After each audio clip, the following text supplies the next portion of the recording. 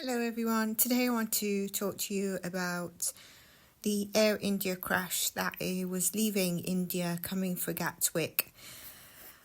I've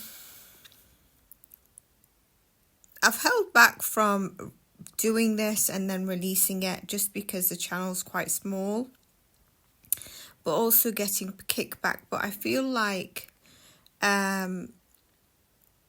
it would be wrong not to speak of a soul. Okay, that there is the palm tree thing, not one of my hairs sticking out like that. So this might not be a popular video, but it's important. So the Air India flight 717 was a scheduled passenger flight from Ahmedabad Airport in India to London Gatwick in the United Kingdom. It crashed 32 seconds later, which is less than 40 seconds, and it was around 8:09 GMT time. It was 1:39 in the afternoon local time, so that's India. There was 242 people on board, including the crew, and there was 100 tons of fuel. Within moments, a midday call crackled from the cockpit. It would be the last transmission. This was followed by a loss of altitude and a crash engulfed in flames. Now, that 40 seconds is how long Air India flight 717 was airborne before it plunged densely into a neighborhood in Ahmedabad, and in one of India's most baffling aviation disasters in recent memory. Boeing are doing an investigation, and there was a senior pilot who was sat in the kind of co-piloting, and the co-pilot, the more junior guy, was sat doing the controls. This is the guy that they all seem to be blaming, okay? This is the older guy, okay? And the younger guy is this guy, Clive and Sumit. So a few days ago, I landed on a crime true channel, okay? And I'm noticing that everyone's blaming this guy for the fall. First thing, there has been apparently a release that you can hear Clive, the younger guy, this guy, says to Sumit, "Did you do something with the fuel?" Or so Clive says to Sumit, "Did you do something with the fuel, Sumit? Or did you turn it off?" Something like that. Sumit, I believe, says no. So on that basis, everyone is kind of like, with Boeing saying so far this was not an error with the aviation or the Boeing flight. So they're pointing fingers, but the investigation doesn't conclude until they've got a maximum of 12 months, from what I understand. So now everyone's diving into Clive and Sumit. And Sumit has had, apparently there's mental health records at one stage of in his life. And he lost his mum, he looks after his dad. He's obviously a bit older than, maybe he's in his 50s. He's older than Clive. So what I heard when I was watching this crime documentary, by the way, one passenger survived in seat 11A. So everyone, 11 is a divine number. So a lot of people will probably decide to message through that. I feel for that person because they probably are going to try, they might have survivor's guilt, which I think when I get to do the Idaho post-sentencing and the victim statement impact video, which I plan to do, let me know if you want that. It's a bit of analysis and sharing opinion. I think he might have survivor's guilt, like I believe one of the two girls does have. So what is being said is that because this guy had either a mental health issue or a mental health break from flying when his mum died, is that it must be him. It's too. So this is what I got from that person who has a crime channel that's over 250k, and I've seen other crime channels, right? All based on speculation of that. And also, he's obviously coming to the end of what was said in it, his end of his career as a pilot. And next to him is Clive, who is probably in his 30s. He's really vibrant. He's excited about his life. He's excited about being a pilot. Really enthusiastic about being a pilot. And he, to me, sees himself like at the end of his career. He's depressed. He's got to look after his father, which can't be easy. He lost his mother. All this kind of stuff, right? When I look at both of their pictures, I really feel like Clive is like a warrior, okay? Quite noble, a good person in... I look at Samit. Samit looks like the most gentle soul that has... Clive is very kind and I think a very good person from what I get. Samit is like this gentle soul. He's like a good Samaritan. He will do what's right. He will do the duty of right.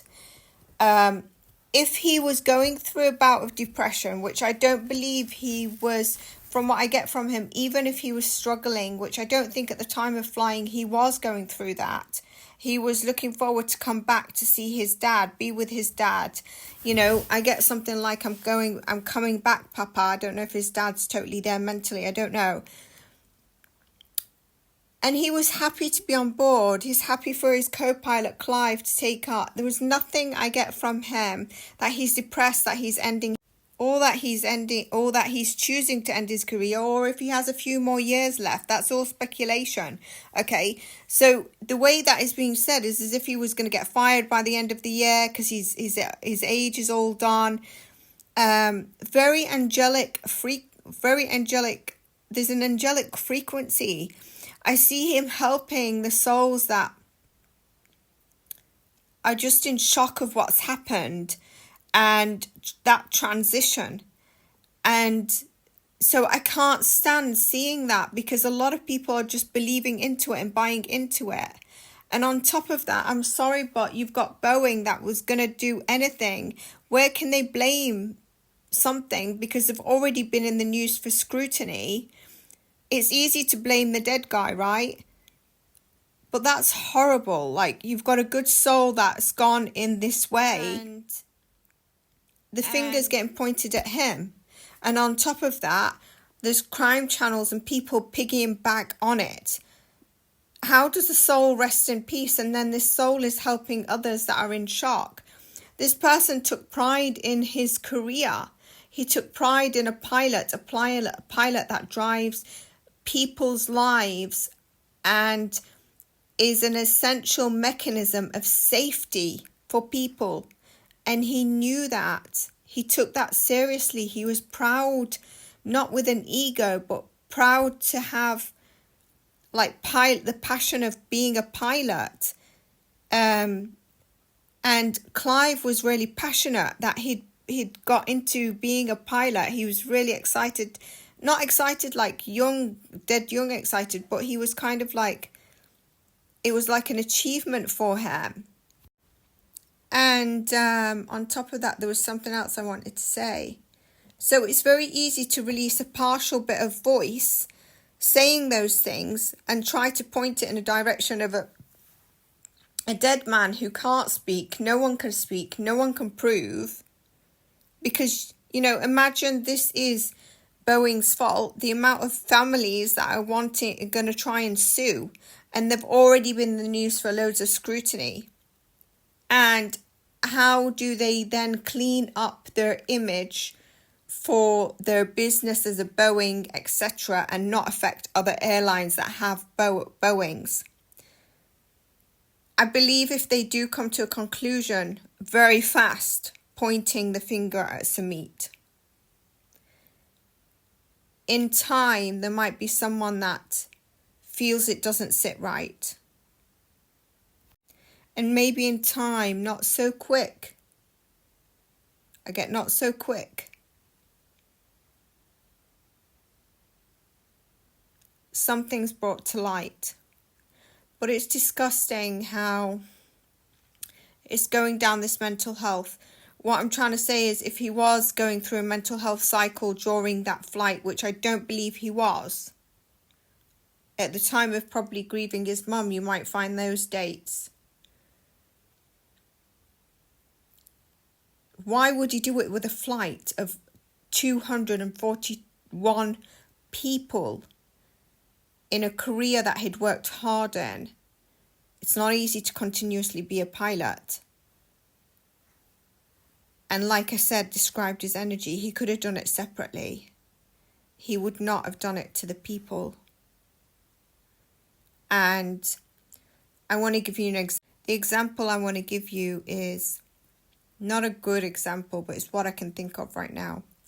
Let's say you're home and either your partner and you usually have the heating on at a certain temperature and it's just enough to take that cool breeze, or the AC on at a certain temperature and it's just enough to keep it cool, all right? Suddenly, within the last hour, or suddenly the fan goes really, even within 30 seconds, the fan starts going fan number 3 instead of fan number 1, or it gets really, really cold. You're going to say to your partner, did you switch up the heating? Did you switch up the AC? Because you normally have it set on something. And they're going to say exactly the same dialogue that Sumit and Clive had. If something's there, you're going to say, did you do this? Granted, they say that there's evidence that the full fuel switch there was a movement of the fuel switch back and forth. But could that have been Clive making sure that it's put in its place, that, you know what I mean? I just think that I don't think they are guilty in this. And sometimes it takes a long time to understand. And a soul who's helping the other souls that are in shock, even as the afterlife, is just not nice. And I also want to say something else. It happened within a matter of 32 seconds. A lot of the souls left before the crash. It was too fast for them to comprehend and get into so much fear. Can you imagine? Less than a minute. So I hope that also brings a bit of peace.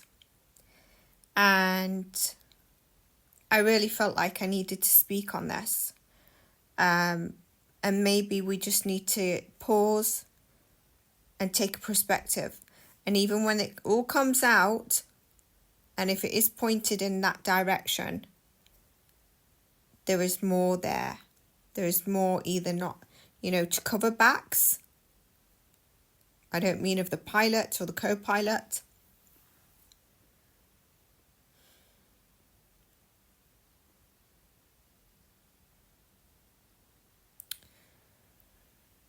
Yeah, I'm going to leave that there. So take care and stay blessed. And one last thing. If you're a member or if you're a subscriber, especially a member, and you're having difficulty pressing the like button, it won't allow you. It won't allow you to press the like button either on the members videos that are fast, if you're at SWZ tier, if you're at the higher tier as well. But there's obviously videos that don't get released to subscribers there, but I think everyone's on the SWZ tier. Then please do let me know. And if you try to do one on the open subscribers and there's an issue, please let me know. I'm not keen on getting in touch with the admin or the customer service, because last year every upload and video I did shows 54 years. Now it's 55 years. And they said that they will solve it. And there's a few issues and they just don't. It's a mock, really.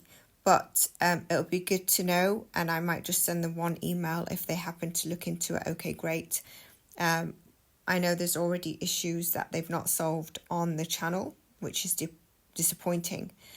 But that's where we're at. So wherever you are in the world, good morning, good afternoon, good evening. If it's your weekend, have a lovely weekend. And I'm going to be doing another recording.